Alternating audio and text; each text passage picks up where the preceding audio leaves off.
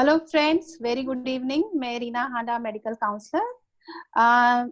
अभी आज जो है डॉक्टर संदीप का वेबिनार है। मैं अभी डॉक्टर संदीप को हैंड ओवर करती हूँ ताकि वो अपना जो ये वेबिनार है वो स्टार्ट कर सके। वेबिनार हेयर ट्रांसप्लांट के रिगार्डिंग है। So I just hand over to doctor Sandeep sir, over to you. Thank you Reena. I start this webinar hair transplantation के ऊपर है एंड हमारा आज का टॉपिक है secrets of FUE hair transplantation. Okay, so अक्सर लोग ट्रांसप्लांट कराना चाहते हैं और बड़े सारे क्वेश्चंस लोगों के माइंड में रहते हैं कि हम कैसे करें, क्या करें। So this is what I am going to share with you and if anybody has any questions you can ask those questions, okay, from us, from me, and मैं वो आंसर कर सकता हूँ। दूसरा, अगर कुछ क्वालिटी ऑफ वॉइस में problem हो, please give me feedback in between. Okay, so I am starting. जो कॉमन क्वेश्चन जो लोग ट्रांसप्लांट कराना चाहते हैं, क्या कॉमन क्वेश्चन उनके माइंड में है, क्या क्वेश्चन उठते हैं ट्रांसप्लांट के बारे में, जो चीजें रहती हैं। So let me share all those things now in this presentation. So I am opening my screen sharing. So can you see my slides, Reena? Yes sir, I can see. Okay, so let me start with the thing. You know, FUE hair transplantation आज हम hair loss में काफी use कर रहे हैं and you know hair loss is a very big thing. ये psychologically बहुत stressful होता है, बट एक बात आपको मैं बता दूं, जब तक 100 हेयर से ज्यादा लूज नहीं कर रहे हैं तब तक घबराने की कोई बात नहीं है। You can lose up to 100 hair per day and that is absolutely normal. Only if अगर आप ज्यादा बाल लूज कर रहे हैं तो फिर वो बाल्डनेस में जा सकता है और फिर आपको कुछ कराने की जरूरत है। So let me show you कि हम कैसे क्लासिफाई करते हैं हेयर लॉस को। देखिए, हैमिल्टन एंड नॉरवुड कुछ डॉक्टर हैं जिन्होंने इसको ग्रेड्स में डिवाइड किया है बाल्डनेस को, grade 1 to grade 7। I show you the pictures. तो आप देखिए, ग्रेड 1 ये है, ग्रेड 6 एंड ग्रेड 7, इसके आगे ग्रेड 7 भी है। तो इन सब के ऊपर हम देख सकते हैं कि जितना ग्रेड बढ़ रहा है उतनी बाल्डनेस बढ़ रही है। ये क्यों जानना जरूरी है ग्रेड कितना है? क्योंकि हमें मालूम चलता है अगर अर्ली ग्रेड है, ग्रेड 1, ग्रेड 2, तो हम मेडिसिन या PRP से कंट्रोल कर सकते हैं। बट अगर ज्यादा एडवांस है तो मेडिसिन और PRP से फायदा नहीं होगा, हमें ट्रांसप्लांट पे जाना पड़ेगा। एक तो ये हमें मालूम चलता है।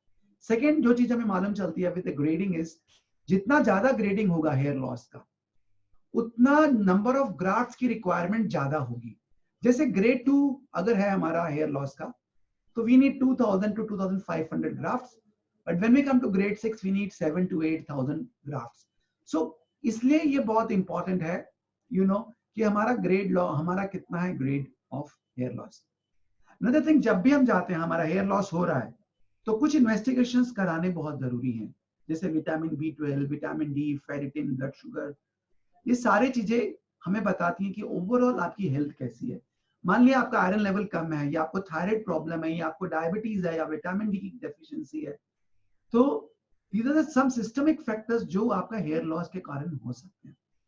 तो इनको रूल आउट करना बड़ा जरूरी है। अनदर वेरी इंपॉर्टेंट थिंग, देखिए सारे जो कॉमनेस्ट कॉज है हेयर बाल्डनेस का, जो मेल्स में हमको दिखता है, जिसको मेल पैटर्न बाल्डनेस बोलते हैं, उसको टेक्निकली एलोपेशिया एंड्रोजेनाइटा बोला जाता है। कुछ और भी रीजन है हेयर लॉस के, जैसे alopecia areata, traction alopecia, telogen effluvium, scarring alopecia. ये वो केसेस हैं हेयर लॉस के जिसमें ट्रांसप्लांट काम नहीं करता। तो इसलिए डिफरेंशिएट करना जरूरी है, क्या हमारे जो बाल्डनेस है इसमें ट्रांसप्लांट काम करेगा या नहीं करेगा। ये राइट डिसीजन लेना बहुत जरूरी है। तो that decision must be taken. If you are not a candidate for transplant, मान लो आपको स्कारिंग एलोपेशिया है और आपने ट्रांसप्लांट कराया, तो आपके रिजल्ट आएंगे ही नहीं है ट्रांसप्लांट के। This is first thing that you have to understand very clearly. तो सारे केसेस जिनको बाल्डनेस है, 100% सारे के सारे केसेस एलोपेशिया एंड्रोजेनेटा की नहीं है। There are other reasons of alopecia also. अगर वो है तो उसका पहले मेडिकल ट्रीटमेंट होना जरूरी है, तब हमें ट्रांसप्लांट पे जाना चाहिए। Is this point clear doctor Reena? Are you understanding this point? Yes sir, it's clear. जरूरी है कि आप सारे केसेस को हेयर ट्रांसप्लांट के लिए ना लें। पहले हम ये समझें कि क्या ये केस मेडिकली ट्रीटमेंट के लायक है या सर्जिकल ट्रीटमेंट के लायक है। कुछ केसेस में हम सर्जरी नहीं कर सकते, उसको पहचानना जरूरी है। That requires proper examination of the patient.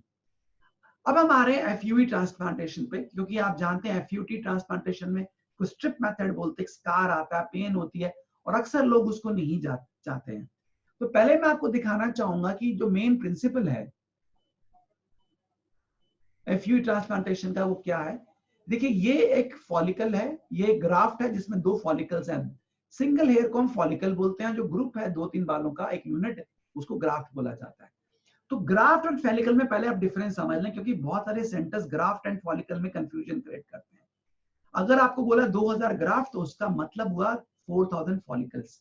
तो क्या ग्राफ्ट एंड फॉलिकल में डिफरेंस है? This is one graft but there are 2 follicles. मैं आपको और भी पिक्चर्स दिखाऊंगा। ये एक ग्राफ्ट है बट इसमें 3 फॉलिकल हैं, ये एक ग्राफ्ट है इसमें 2 फॉलिकल्स हैं।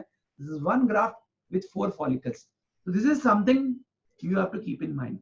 अनदर थिंग, एक चीज आपको बताना जरूरी है कि जो हमारे फॉलिकल्स हैं और ये ग्राफ्ट के अंदर जो फॉलिकल्स हैं, ये पिरामिड की शेप में, अगर आप देखते हैं तो नीचे जाके ये वाइड हो रहे हैं, ऊपर जाके नैरो है, इसको स्प्लेइंग बोलते हैं।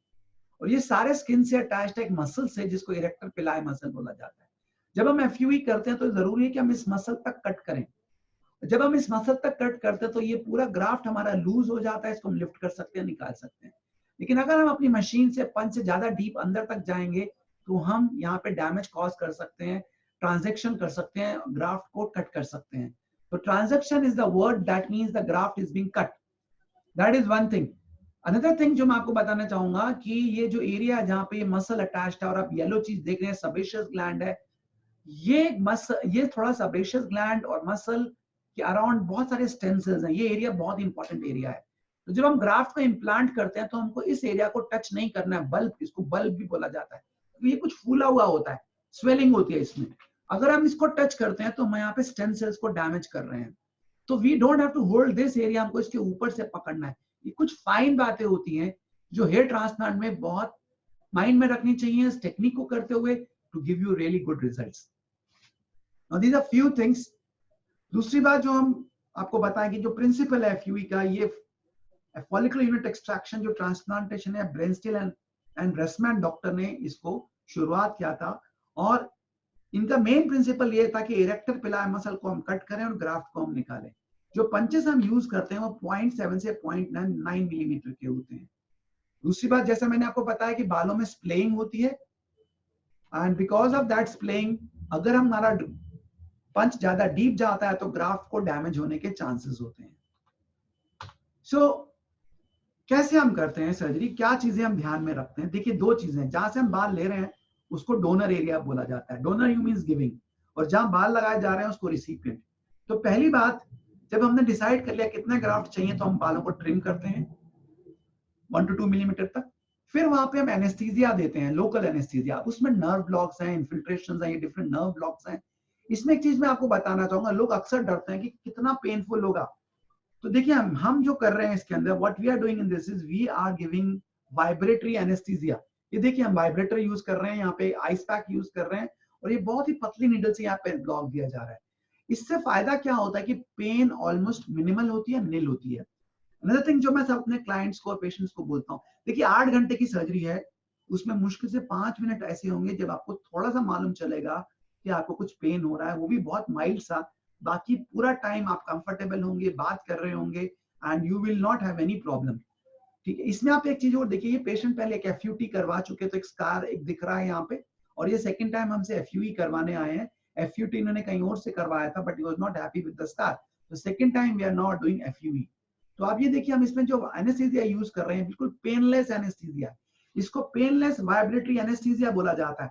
If you are planning for hair transplantation तो आपको पेन से नहीं डरना है, सिरिंज से नहीं डरना है, क्योंकि कुछ टेक्निक्स है हमारे पास, जैसे मैंने बताया वाइब्रेटर यूज करते हैं, आइस पैक यूज करते हैं। ऐसे ही अगर हम सीधा नर्व्स पे ब्लॉक देते हैं, जिसको नर्व ब्लॉक बोला जाता है, यहाँ पे ग्रेटर ऑक्सीपिटल नर्व आती है, अगर हम डायरेक्टली वहां पे ब्लॉक देते हैं तो हमें पेन बिल्कुल मिनिमल होता है या ना के बराबर होता है। This is something that is very important and a very important question in the people's mind, how painful is here transplant?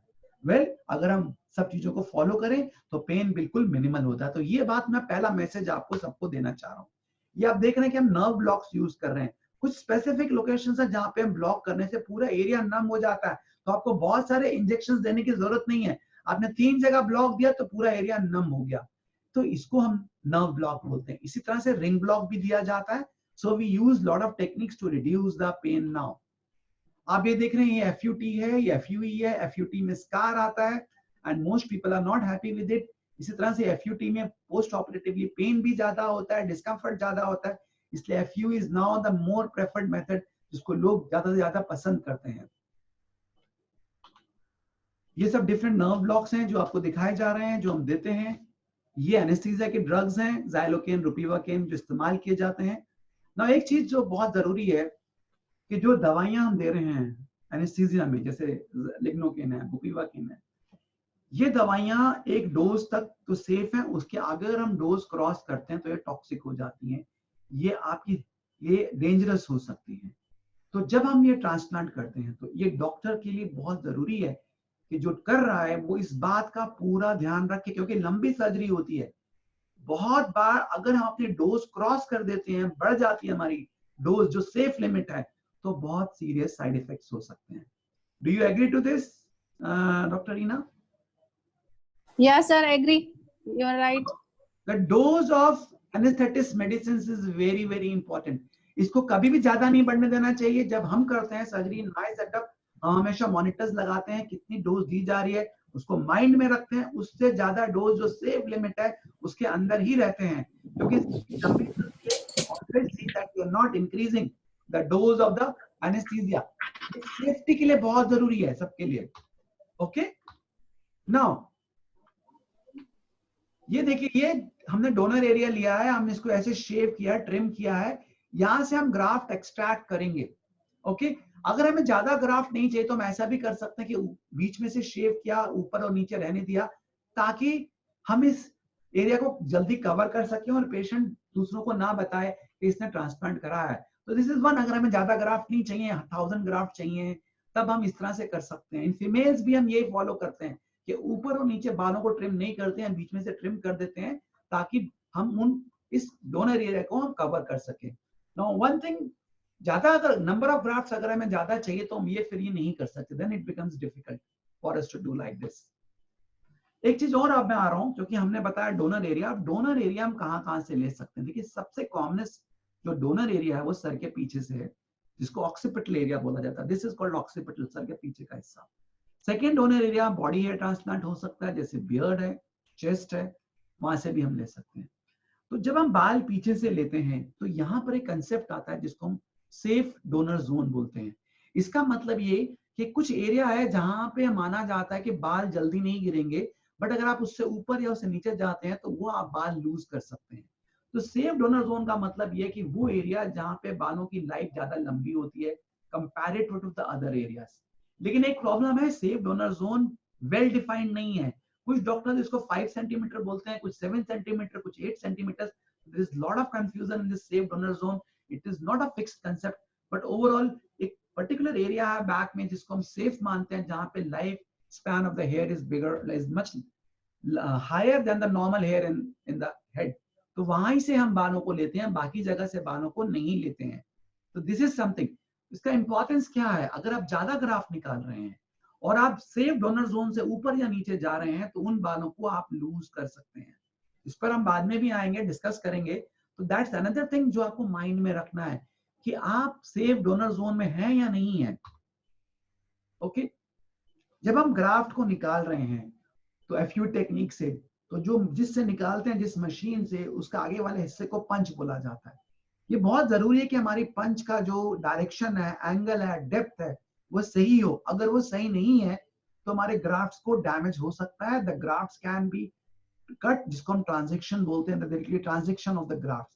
तो राइट अलाइनमेंट, एंगेजमेंट, एडवांसमेंट, ये जो मेथड्स हैं, इस ध्यान में रखते हैं कि हमारा पंच का डायरेक्शन, एंगल और डेप्थ, ये तीनों चीजें बिल्कुल सही हो, राइट हो, ताकि डैमेज ना हो। आप देख रहे हैं, अगर हम ये मशीन नीचे जा रही है हमारी, जिसको हम पंच बोलते हैं, अगर हमारा ये एंगल या डायरेक्शन ठीक नहीं है तो हमारी रूट्स कट सकती हैं।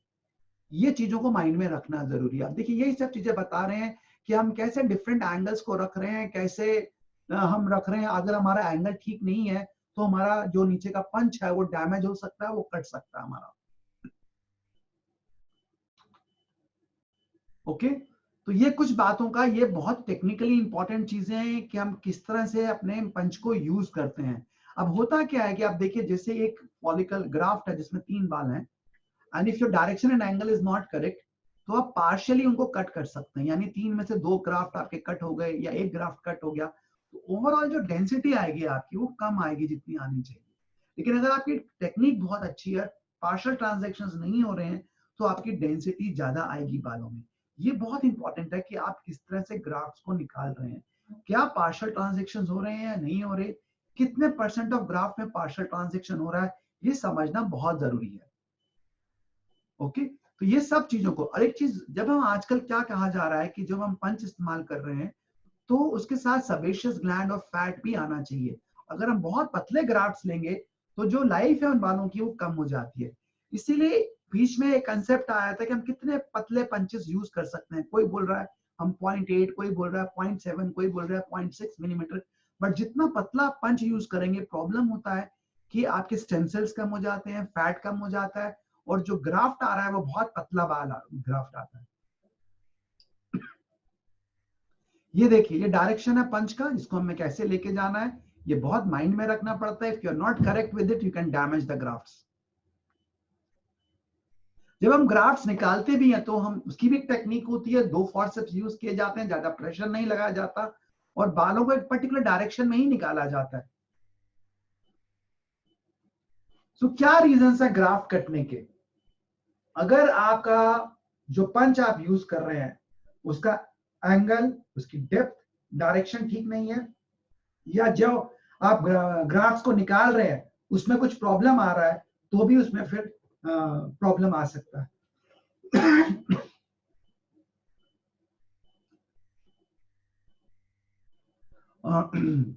इसमें यह भी जरूरी है कि जो हम मशीन यूज कर रहे हैं एफयूई मोटर, ये इसकी स्पीड ज्यादा ना हो। अगर ज्यादा स्पीड होगी तो भी हमारे ग्राफ्ट्स में डैमेज हो सकता है। ये देखिए आप, ये हमारा पंच है, अगर हमारा डायरेक्शन ठीक नहीं है तो हमारे पंच से हमारे ग्राफ्ट्स कट रहे हैं। ये देखिए, ये मैंने बताया था, इस ग्राफ्ट में आपके पास 5 फॉलिकल्स हैं, इसमें 4 फॉलिकल, इसमें 3, इसमें 2, इसमें 1। तो कितने, हर ग्राफ्ट में डिफरेंट नंबर ऑफ फॉलिकल्स हो सकते हैं, और आप जितने अच्छे से ग्राफ एक्सट्रैक्ट करेंगे उतने ज्यादा आपको फॉलिकल्स मिलेंगे पर ग्राफ्ट। सिंगल फॉलिकल वाले ग्राफ्ट का भी इस्तेमाल होता है, जैसे आप सर के आगे हैं जो फ्रंट लाइन है उसमें सिंगल फॉलिकल्स इस्तेमाल करते हैं, टेम्पल्स में सिंगल फॉलिकल करते हैं, आईब्रोज इम्प्लांट में सिंगल फॉलिकल करते हैं, डबल एंड ट्रिपल को या हम पीछे की तरफ इस्तेमाल करते हैं जहां हमें डेंसिटी ज्यादा चाहिए होती है। ये छोटे छोटे पॉइंट्स होते हैं जो हमारे रिजल्ट को इंपॉर्टेंट करते हैं। जैसे मैंने बताया कि स्ट्रिप मेथड को आजकल लोग इस्तेमाल नहीं कर रहे हैं, क्योंकि एक तो उसमें स्कार बहुत खराब आता है, फिर उसमें हमें ज्यादा नंबर ऑफ ग्राफ्ट नहीं मिलते, स्ट्रिप में सिर्फ 2000 ग्राफ्ट ज्यादा में नहीं मिल पाते हैं, सर्जरी के बाद पेन ज्यादा होती है। हम, और ज्यादातर लोग आजकल इसको प्रेफर नहीं कर रहे हैं, they are preferring for FUE. ये देखिए आप स्कार देख पा रहे हैं, ये एफयूटी का स्कार है जिसको लोग अब प्रेफर नहीं करते हैं। एफयूई के फायदे ये हैं कि इसमें को बिगर डोनर एरिया मिलता है, पेन कम होती है, स्कार ज्यादा दिखता नहीं है, अन्य ज्यादा नंबर ऑफ ग्राफ्ट ले सकते हैं, अप टू 4000 5000 ग्राफ्ट भी लिए जा सकते हैं, और जरूरत पड़ने पे हम बियर्ड से और चेस्ट से भी ले सकते हैं, जिसको बॉडी हेयर बोला जाता है। अब हम आते हैं, जब हमको बाल लगाने हैं, ग्राफ्ट्स लगाने हैं, जैसे फ्रंट में लगाने हैं, तो हमें कितने ग्राफ्ट चाहिए होंगे। अगर हम एग्जैक्टली बोले तो अगर हम उसका स्क्वायर सेंटीमीटर में एरिया कैलकुलेट करें, उसको 30 से मल्टीप्लाई करें, तो हमें मालूम चल जाएगा हमें एग्जैक्ट नंबर ऑफ ग्राफ्ट कितनी चाहिए। 30 से क्यों मल्टीप्लाई करते हैं कि जो एवरेज डेंसिटी है ग्राफ्ट्स की जो हम देते हैं ना रिसिपेंट एरिया, वो 30 पर स्क्वायर सेंटीमीटर होती है। ये वेरी करती है, जो फ्रंट में हम देते हैं वो 40 पर स्क्वायर सेंटीमीटर होती है, थोड़ा सा जो पीछे देते हैं वो 30 होती है, और अगर हम वर्टेक्स पे जाते हैं तो 25 हो सकती है, टेम्पोरल एरिया में ये 15 हो सकती है। तो ये डेंसिटी वेरी करती है कि डिफरेंट एरियाज में हम कैसे डिफरेंट डेंसिटी देते हैं। तो that is something that is there. तो कितने ग्राफ्ट चाहिए हम या तो एग्जैक्टली कैलकुलेट कर सकते हैं, या फिर हम ग्रेड देख सकते हैं बाल्डनेस का क्या है, उससे भी कैलकुलेट कर सकते हैं। ग्रेड 2 बाल्डनेस में 2500 बाल लगेंगे, ग्रेड 3 में 3500 ग्राफ्ट, ग्रेड 4 के अंदर 4500 टू 5000 ग्राफ्ट, सिमिलरली ग्रेड 6 के अंदर we require about 6500 to 7000 graft. एक रफ आइडिया हमें मिल जाता है कि हमें कितने ग्राफ्ट चाहिए। This is how we calculate the number of graft that are needed. अब देखिए, जब आप डिजाइन करते हैं, एक बात आप समझ लें कि जो आपके सर में आगे से पीछे तक टोटल ग्राफ्ट जो हैं वो लगभग 1 लाख माने जाते हैं। पीछे के पीछे जो आपके जो ऑक्सीपिटल एरिया में है देयर अबाउट 40,000 ग्राफ्ट्स। तो यानी फ्रंट में अप टू वर्टेक्स आपकी 60,000 ग्राफ्ट्स हैं। ट्रांसप्लांट से आप मैक्सिमम 7,000, 8,000 या 9,000 ग्राफ्ट लगा सकते हैं। देखिए 9,000 ग्राफ्ट्स आप कवर करेंगे जो आपके 60,000 या 50,000 ग्राफ्ट्स हैं, यानी कि आपके पास लेस देन 1/5 है of what you normally have as a good density. तो पहली बात, कुछ बातों को समझना जरूरी है। हेयर ट्रांसप्लांटेशन को बोला जाता है इट इज अ सर्जरी जिसमें हम इल्यूजन ऑफ डेंसिटी क्रिएट कर रहे हैं। हम कभी भी ट्रांसप्लांट से नॉर्मल हेयर डेंसिटी के करीब नहीं आ सकते, क्योंकि कहाँ आपके पास 50,000 ग्राफ्ट है और कहाँ आप 6-7 हजार ग्राफ्ट में पूरा एरिया कवर कर रहे हैं। तो आपकी डेंसिटी कभी भी उसके इक्वल नहीं हो सकती जो नॉर्मली बिफोर हेयर फॉल होती है आपकी। One thing you must understand. So what is very important, जब आप सर्जरी करते हैं बालों को किस तरह से आप अरेंज कर रहे हैं, किस तरह से किस एंगल पे रख रहे हैं, कैसे लगा रहे हैं, तो जो लुक आता है वो एक डेंसिटी का लुक आता है। It's a illusion, it's not a reality. We never come कि हम सच में आपको 50,000 ग्राफ्ट नहीं दे सकते थे, तो हमको मिलते ही नहीं कभी भी। We only get 6,000, 7,000, maximum 8 और 9,000 ग्राफ्ट अगर हम बॉडी हेयर को भी ले लेते हैं तो हम इसमें इल्यूजन ऑफ डेंसिटी क्रिएट करते हैं। इसके लिए कुछ चार चीजें बहुत जरूरी है कि हम प्रॉपर डिजाइनिंग करें कि हमें बाल कैसे लगाने हैं, किस डायरेक्शन में जाना है, क्या एंगल रखना है, ये सारी चीजें बहुत इंपॉर्टेंट है। अब ये देखिए, ये पूरी प्लानिंग की जाती है। अगर आप फ्रंट लाइन को देखेंगे, फ्रंट लाइन सबसे इंपॉर्टेंट होती है। एक चीज देख लीजिए, जैसे ये जेंटलमैन, ये बिल्कुल बाल्ड है, इनके बाल नहीं है, इनका फ्रंट प्रोफाइल नहीं है। जब हम यहाँ पे बाल लगा देंगे फ्रंट में और यहाँ पे बाल आ जाएंगे तो इनका माथा और फेस उसको डिफरेंशिएट करते हुए एक बालों की लाइन आ जाती है, जिसको बोलते हैं we are creating the profile of the face. Profile मतलब एक बाउंड्री क्रिएट कर रहे हैं। जब हम बाउंड्री क्रिएट करते हैं तो लुक्स बेटर लगते हैं। जैसे हमने देखा है कि जब हम लोगों का ट्रांसप्लांट करते हैं, एक बाउंड्री क्रिएट करते हैं, they start looking much younger say about, उनकी एज काफी कम लगने लगती है, 10 साल पुराने यंगर लगने लगते हैं। तो जब हम बाउंड्री क्रिएट करते हैं तो उसमें बहुत जरूरी है, जैसे हमने एक लाइन, ये फ्रंट लाइन क्रिएट किया, फ्रंट लाइन के अंदर हमारे कुछ एरियाज होते हैं, transition zone, defined zone, frontal tough. Transition zone में हम सिंगल ग्राफ्ट लगाते हैं, इसकी डेंसिटी कम होती है, करीब करीब 25 पर स्क्वायर सेंटीमीटर। और हम पीछे आते हैं, जो हमने रेड मार्क किया हुआ डिफाइंड जोन, यहाँ पे हम डेंसिटी ज्यादा रखते हैं, से अबाउट 40 to 45 पर स्क्वायर सेंटीमीटर। इस तरह से फ्रंटल टफ में भी हम डेंसिटी को ज्यादा रखते हैं, तो यहाँ पे हमारी डेंसिटी काफी ज्यादा होती है। ऐसा क्यों करते हैं? आपने देखा होगा कभी कोई विग इस्तेमाल कर रहा है, तो विग्स के अंदर क्या प्रॉब्लम आता है कि जो फ्रंट लाइन आती है बालों की, उसमें बिल्कुल डेंसिटी से एकदम शुरू हो जाते हैं वो। अगर वो डेंसिटी से शुरू होते हैं तो देखने में बिल्कुल आर्टिफिशियल लगता है, किसी को लगता है कि आपने ये विग डाल रखी है, this is not your normal and natural hair. इसीलिए जब हम डिजाइन करते हैं फ्रंट लाइन को, तो हम कभी भी फुल डेंसिटी से नहीं जाते हैं। इसको हम ट्रांजिशन जोन बोलते हैं। यहाँ डेंसिटी हम पर्पसली कम रखते हैं और डिफाइंड जोन से हमारी डेंसिटी फुल आती है, स्ट्रॉन्ग डेंसिटी आती है जो हम स्टार्ट करते हैं। फ्रंट में डेंसिटी सबसे ज्यादा दी जाती है। हम सेंट्रल एरिया में आते हैं तो फिर हमारी डेंसिटी कुछ कम होती है। इस तरह से लैटरल हम साफ देख रहे हैं, इनको क्रिएट किया जाता है। और यहाँ पे आप टेम्पोरल एरिया देख रहे हैं, इसको भी हम क्रिएट करते हैं, इसको टेम्पोरल ट्राइंगल्स बोला जाता है। जब आपने फ्रंट लाइन अच्छे से क्रिएट की, टेम्पोरल ट्राइंगल्स क्रिएट किए, पैरेटल हम्स क्रिएट किया जिसको लैटरल हम्स भी बोलते हैं, और क्राउन को अच्छे से क्रिएट किया, तो जो लुक आता है वो बहुत नेचुरल आता है and the person looks much younger. अब ये देखिए, ये पूरा एक प्लान होता है हमारे पास। जैसे आप घर बनाते हैं तो आप एक आर्किटेक्चर बना के चलते हैं कि यहाँ पे हमारी बेसमेंट होगी, यहाँ हमारे ये रूम होंगे, इस तरह से होगा। ऐसे ही जब हम हेयर ट्रांसप्लांट करते हैं तो हमारी पूरी प्लानिंग होती है। हमारा फ्रंट होगा, ये मिडिल का होगा, ये क्राउन होगा, इसमें इतने बाल लगाए जाएंगे, इसमें इतने बाल लगाए जाएंगे। We all plan all that. एक चीज और, जो फ्रंट लाइन है वो सबकी सेम नहीं होती है, वो एज पे डिपेंड करती है, किस तरह का लुक आप चाहते हैं उस पर करती है। आपका फेस ब्रॉड है कि नैरो है, ओवल है, उस पर भी डिपेंड करती है। आप देखिए डिफरेंट फेसेस पे डिफरेंट तरह की फ्रंट लाइन हमें डिजाइन करनी पड़ती है।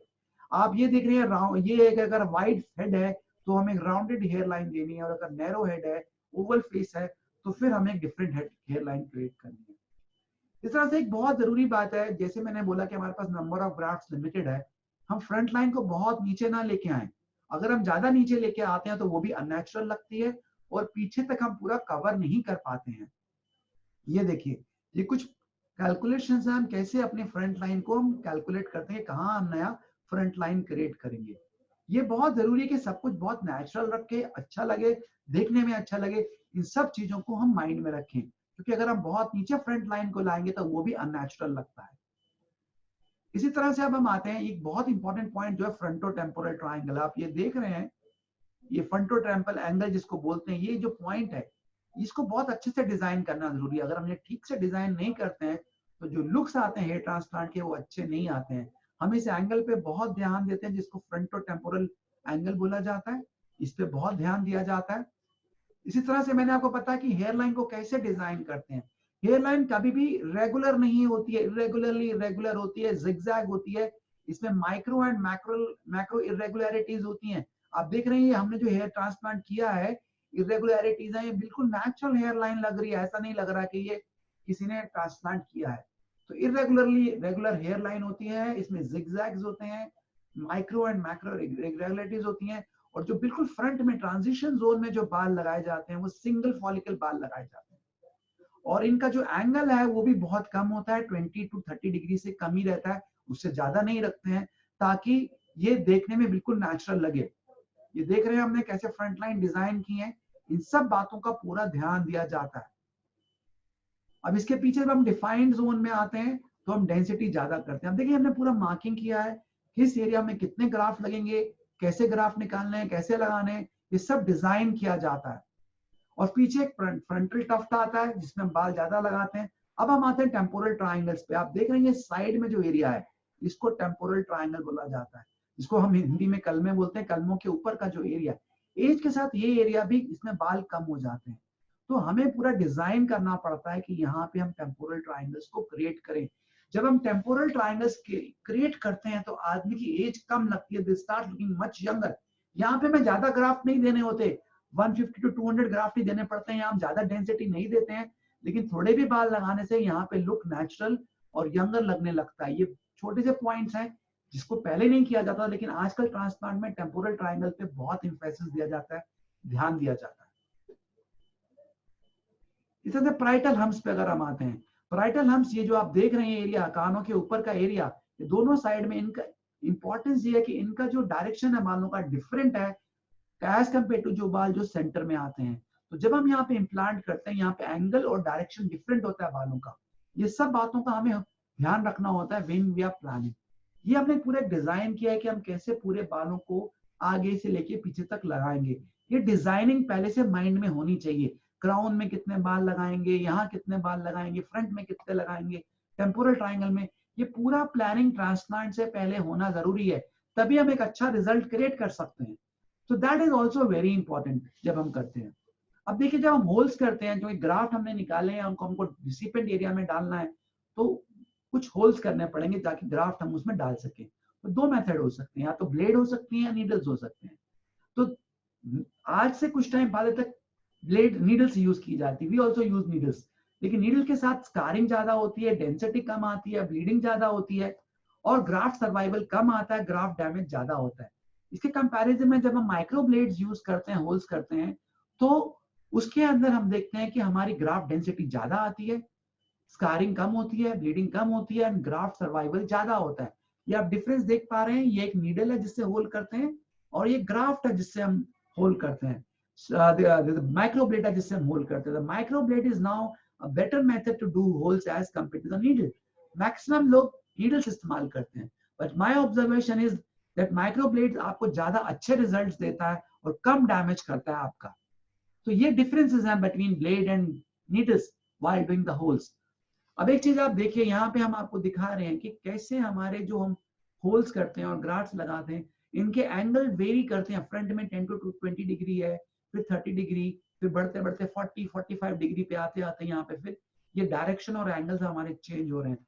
ये जरूरी है कि हमारे डायरेक्शंस और एंगल्स पैरेलल हों और वो रिजेंबल करें वहां के सराउंडिंग एरिया बालों के साथ। जब ऐसा नहीं होगा तो लुक्स नेचुरल नहीं आएंगे। तो यही नहीं कि हम ग्राफ्ट ज्यादा लगाएं, किस डायरेक्शन में लगा रहे हैं, किस एंगल में लगा रहे हैं, ये भी बहुत इंपॉर्टेंट चीज है हेयर ट्रांसप्लांटेशन में। अब देखिए जो हम होल्स करते हैं वो दो तरह से हो सकते हैं। आप देख रहे हैं ये आप लेटे हुए होल्स हैं जिनको हम कोरोनल होल्स बोलते हैं, और ये सजाइटल होल्स हैं। अब जो लैटरल होल्स होते हैं इसमें डैमेज ज्यादा होता है ब्लड वेसल्स को, नेक्रोसिस होने के चांसेस ज्यादा होते हैं। लेकिन अगर हम सजाइटल होल्स करते हैं इस तरह के, तो इसमें ब्लड वेसल को इंजरी होने के चांसेस कम होते हैं, नेक्रोसिस होने के चांसेस कम होते हैं, और हम डेंसिटी ज्यादा दे पाते हैं बालों की। तो स्मॉल डिटेल्स कि आपने क्या कोरोनल होल्स किए हैं या सजाइटल होल्स किए हैं, ये भी आपकी डेंसिटी को डिपेंड करेगा। और अगर आपका नेक्रोसिस हो रहा है कि नहीं हो रहा है ये भी डिपेंड करता है। अगर आपने सजाइटल होल्स किए हैं तो नेक्रोसिस कम होगा, डैमेज कम होगा सर को। जैसे मैंने आपको बताया था कि जब होल्स करते हैं, जो बाल लगाते हैं, ये सब जगह सेम नहीं होता है। जैसे ट्रांजिशन जोन जो फ्रंट में 25 पर स्क्वायर सेंटीमीटर पे बाल लगाए जाते हैं, टेम्पोरल ट्रायंगल में कम डेंसिटी देते हैं, 15 से 20 पर स्क्वायर सेंटीमीटर। डिफाइंड जोन में सबसे ज्यादा डेंसिटी होती है 35 टू 40, फ्रंटल टफ्ट में 40 टू 45, टेम्पोरल ट्रायंगल्स में हम 20 रखते हैं पर स्क्वायर सेंटीमीटर, और वर्टेक्स के अंदर हम 30 पर स्क्वायर सेंटीमीटर पे जाते हैं। तो आप ये देख रहे हैं कि डेंसिटी सब जगह सेम नहीं है, क्योंकि एज आई टोल्ड यू कि we are creating illusion of density. तो वो हमें मालूम होना चाहिए कहाँ हमें कितना डेंसिटी क्रिएट करना है। ये आप होल्स देख रहे हैं हमने कैसे किए हैं, और आप देखिए ये सारे सजाइटल होल्स हैं, सब पैरेलल हैं। ये खड़े हुए होल्स हैं, लेटे हुए नहीं है, इसको सजाइटल होल्स बोलते हैं। These are better than the coronal holes. तो आप देखिए ये हमने बताया कि कैसे छोटी छोटी बातों का ध्यान रखना जरूरी है, एंगल्स का, डायरेक्शंस का, ताकि रिजल्ट्स आपके बेटर आए और वो आपको कोई प्रॉब्लम ना हो। इसी तरह से बहुत सारी टेक्निकल चीजों का ध्यान रखना जरूरी होता है when we are doing hair transplant. ये आप देख सकते हैं फर्स्ट वॉश के बाद इनका पिक्चर है, कैसा लगता है इमीडिएटली ऑन थर्ड डे, इस तरह का एक लुक आता है ट्रांसप्लांट करने के बाद। अब एक बात, जब हम ग्राफ्ट्स को इम्प्लांट कर रहे हैं नो रूट टच टेक्निक से, तो ये बड़ा जरूरी है कि हम बल्ब एरिया को टच ना करें, क्योंकि वहां पे स्टेम सेल्स होते हैं। ये हम आपको वीडियो में दिखाएंगे भी कि नो रूट टच टेक्निक क्या होती है। और ये भी बात जरूरी है कि जब हम ग्राफ्ट्स को अंदर डाल रहे हैं तो ज्यादा अंदर ना डाल दें, क्योंकि अगर हम ज्यादा अंदर डालेंगे तो उसको बरीड ग्राफ्ट करते हैं, जिससे इन्फेक्शन होने के चांसेस होते हैं, फॉलिकुलाइटिस होने के चांसेस बढ़ जाते हैं जिनसे। अब ये देखिए जैसे हमने ग्राफ्ट्स निकाले हैं, हम इनको वुडन स्पैचुलास में रखते हैं, और हर स्ट्रिप के अंदर हमने 200 ग्राफ्ट रखे हैं। इसके क्या फायदे होते हैं? एक तो सारे के सारे ग्राफ्ट भीगे हुए हैं, वेल हेडेड है। अगर ग्राफ्ट सूख जाएंगे, इनमें पानी नहीं होगा, तो they will die, number 1। Number 2, इसमें एक फायदा यह है कि बिल्कुल ट्रांसपेरेंसी रहती कि नंबर ऑफ ग्राफ्ट्स कितने हैं। अगर एक स्टेप में 200 ग्राफ्ट्स हैं तो हम नंबर ऑफ स्टेप्स को काउंट कर सकते हैं और हमें मालूम चल जाएगा हमारे नंबर ऑफ ग्राफ्ट्स कितने हैं। अनदर फायदा कि सारे हमारे ग्राफ्ट्स वेल ऑर्गेनाइज्ड रहते हैं, इनमें ट्रांजैक्शन है कि नहीं, डैमेज है कि नहीं, वो हम इजीली देख सकते हैं। और इसको लगाने में भी हमको इजी होता है, जब हम इम्प्लांट कर रहे हैं we can very easily implant. This is one technique हम अपने क्लिनिक में फॉलो करते हैं। सारे ग्राफ्ट्स को हम स्पैचुला पे लगा के रखते हैं, पैरेलल रखते हैं ताकि डैमेज ना हो, और पानी में बिल्कुल भिगो के रखते हैं, and we can keep exact count on the number of grafts. ये बिल्कुल है, क्योंकि बहुत सारी जगह क्या होता है, आपको बोला 3000 ग्राफ्ट और आपको लगा दिए 2000 graft. How can you come to know? इस टेक्निक से आपको इमीडिएटली मालूम चल जाता है कि कितने ग्राफ्ट्स लगाए गए हैं या नहीं लगाए गए हैं। ये देखिए ये ग्राफ्ट्स हैं, एक एक कितने इसमें, एक ग्राफ्ट में कितने फॉलिकल्स हैं दिखा रहा है। और ये कुछ इंस्ट्रक्शंस हैं जो हम सर्जरी के बाद पेशेंट को देते हैं कि क्या क्या करना है। बेसिकली एंटीबायोटिक्स लेने हैं, एनाल्जेसिक्स लेने हैं, हेड वॉश के 3 दिन बाद आना है, और कुछ मिनॉक्सिडिल एंड डीएचटी ब्लॉकर्स हैं, और अक्सर हम पीआरपी की भी देते हैं कुछ सेशन ताकि आपके रिजल्ट हो। इन माय सेंटर ऐसा हमने आपको बोल रखा है कि अगर आप हमसे ट्रांसप्लांट कराते हैं तो हम कोशिश करते हैं कि कम से कम 2 और 3 पीआरपी हम आपको कॉम्प्लीमेंट्री दें। एंड नॉर्मली यहाँ पे 3 पीआरपी जो हमारा पैकेज है वो 35,000 का होता है। तो ये 35,000 का जो पैकेज है आपको पीआरपी का, वो आपको कॉम्प्लीमेंट्री मिल जाता है if you are going for hair transplant with us. These are few things we keep in mind post operatively and pre-operatively क्या है। एक छोटी सी बात बताएं, 3rd to 5th डे कभी कभी स्वेलिंग आ सकती है फेस पे और सर पे, जिससे बिल्कुल घबराने की जरूरत नहीं, वो 2 दिन में ठीक हो जाती है। कि फिर भी अगर आपको स्वेलिंग आती है, you can consult your doctor and ask them what is to be done, but normally it settles within 2 days. Okay? Her surgery की अपनी कॉम्प्लिकेशंस होती हैं, फिर भी एक अपने आप में सर्जरी है। तो हेयर लाइन प्रॉपरली ना बने, डेंसिटी प्रॉपर ना आना, इंफेक्शंस होना, necrosis, poor hair growth, shock loss, cobblestoning, epidermal cyst, ये कुछ कॉम्प्लिकेशंस हैं जो हो सकती हैं। और एनेस्थीसिया की भी कॉम्प्लिकेशंस हो सकती हैं। तो ये बहुत जरूरी है कि जिस टीम से आप कराएं वो प्रॉपर्ली काफी वक्त से हेयर ट्रांसप्लांट कर रही हो, हर छोटी छोटी बात पे ध्यान रखे ताकि आपका डैमेज मिनिमल हो और आपके रिजल्ट्स बेस्ट से बेस्ट आए। तो ये कुछ चीजें हैं। अभी कुछ क्वेश्चंस हैं जिनको हम बाद में लेंगे, लेकिन इससे पहले मैं आपको एक वीडियो दिखाना चाहूंगा कैसे हम हेयर ट्रांसप्लांट करते हैं, ताकि वो वीडियो आप देख सकें। Can you see the video now? हाँ, या नाउ इज ये प्लेइंग। हम डिजाइन कर रहे हैं ये हेयर लाइन। हमने देखो कितने ग्राफ्ट कहाँ लगाने हैं। ये पैराइटल हब्स हैं या लैटरल हब्स हैं, इसको टेम्पोरल हब्स। अब देखिए डायरेक्शन कैसे रखना है बालों का, ये हमने प्लान कर रखा है। 500 ग्राफ्ट लगाने या डिजाइन कर रखा है। ये वर्टेक्स है वर्ल क्राउन एरिया जिसमें 2000 ग्राफ्ट हम लगाएंगे। इसमें हम जो बाल लगाएंगे वो एक वर्ल पैटर्न में, सर्कुलर पैटर्न में लगाएंगे। ये हम शो कर रहे हैं कि हम जो ये है इसको सर्कुलर पैटर्न में लगा रहे हैं। आप ये देखिए इसमें एक चीज हम दिखा रहे हैं कि किस डायरेक्शन में होल्स करने हैं, बाल कैसे लगाने हैं। ये हमने हर जगह इसको डिफरेंट कर रखा है। अब देखिए एक्सट्रैक्शन शुरू कर रहे हैं। इसमें ये बहुत इंपॉर्टेंट है कि हमारा जो पंच है, जो मशीन है, ये डैमेज ना करे हमारे रूट्स को। किस डायरेक्शन में, कितना डेप्थ में जा रहा है, किस एंगल पे जा रहा है, ये बहुत इंपॉर्टेंट है। We are keeping a full, we are very careful about that, the direction, the angle, the depth of this punch.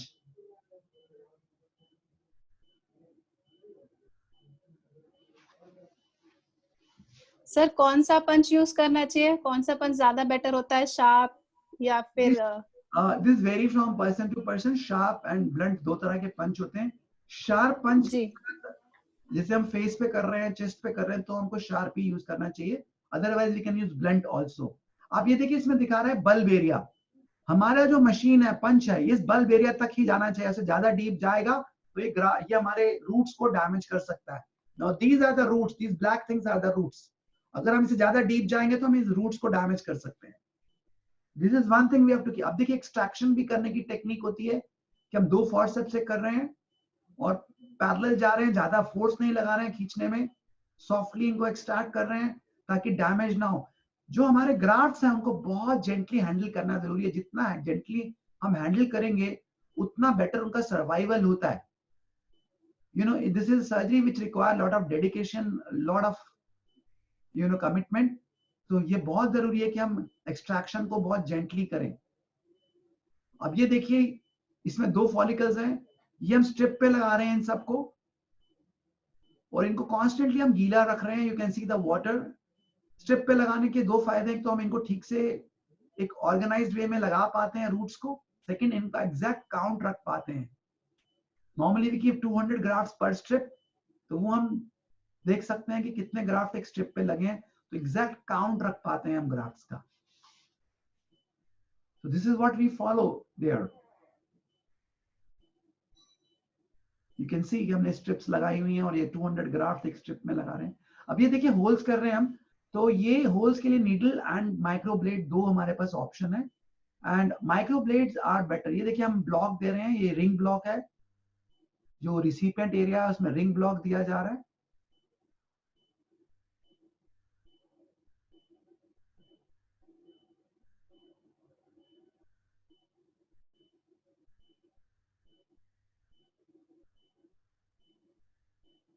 ये रिसिपिएंट एरिया में हम पूरा ब्लॉक दे रहे हैं और देखिए पेशेंट को ज्यादा पेन नहीं हो रहा क्योंकि हम नर्व ब्लॉक दे चुके हैं और साथ में हम वाइब्रेटरी एनेस्थीसिया भी इस्तेमाल कर रहे हैं।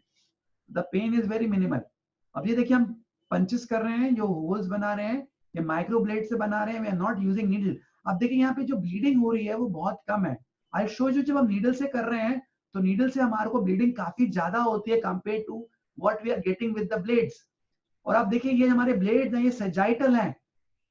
अभी देखिए नीडल से ब्लीडिंग हम कर रहे हैं, होल्स कर रहे हैं। अब look at the bleeding that is happening with the needle. The needle goes much deeper and the bleeding is much more with the needle as compared to what happened with the blades.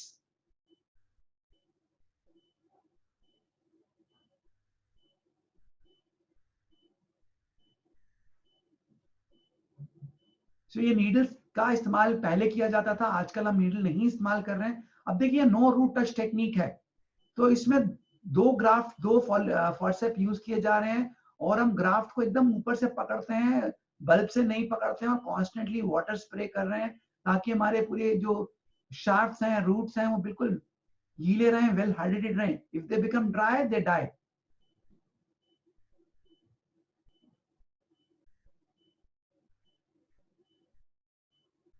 ये देखिए अब ये कैसे implant किया जा रहा है. There are 2 people who are implanting it.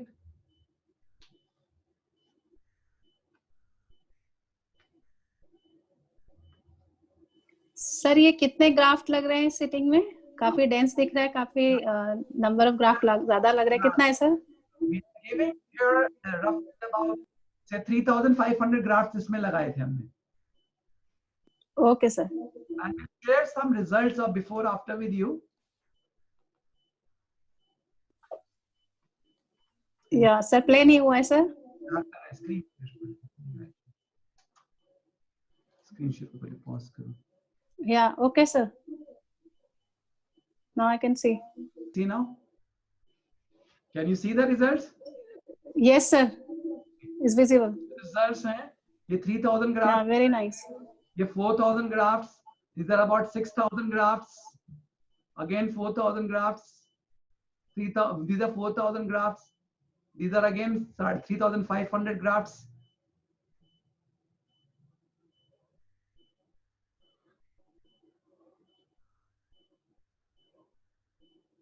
We always give medicines and PRP along with the whole thing. तो ये आप देख सकते हैं ये जो रिजल्ट आते हैं लोगों के with time.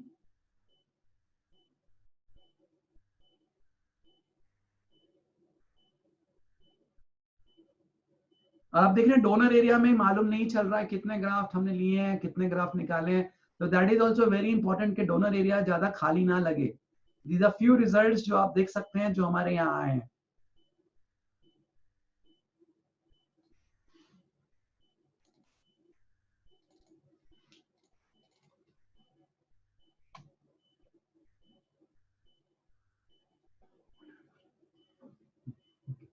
Stop screen share. Okay, thank you sir, very good, excellent webinar.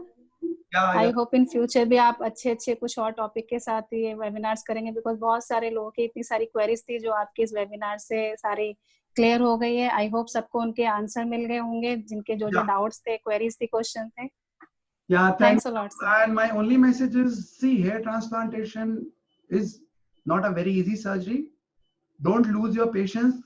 If you have got your hair transplantation done, follow up with your doctor, follow up with your clinic, take medicines regularly, and if sometimes results are not really optimal, then you can go back to your doctor. Do not get very impatient because it's a difficult surgery and sometimes results take time.